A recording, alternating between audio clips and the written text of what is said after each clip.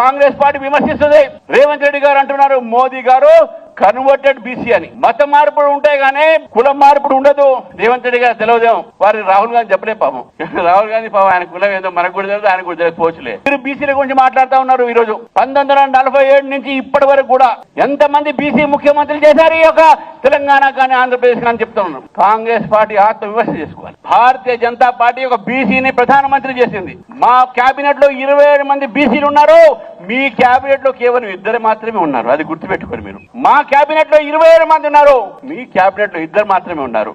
మీరా బీసీల గురించి మాట్లాడేది? బీసీ కమిషన్ పెట్టిందే భారతీయ జనతా పార్టీ, మీరు పెట్టలే.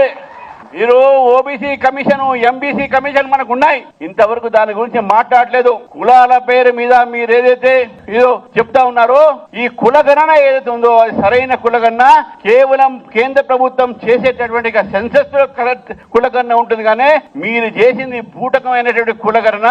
పక్కన ఉన్నటువంటి కర్ణాటక కూడా వాళ్ళు ఒప్పుకున్నారు, మీరు సరిగ్గా చేయలేదు, మళ్ళీ చేస్తామని చెప్పేసి మీరు పోయి పవర్ పాయింట్ ప్రెజెంటేషన్ ఇస్తా ఉన్నారు. మీరు ఏదైనా చేయండి, తెలంగాణ బీసీ బిడ్డలు మిమ్మల్ని క్షమించారు. ఎందుకంటే బీసీ రిజర్వేషన్ 42% ఇస్తా అని చెప్పేసి మళ్ళీ అంటూ 10% ముస్లింలకు ఇచ్చి బీసీలకు ఇచ్చేది మీరు 36%.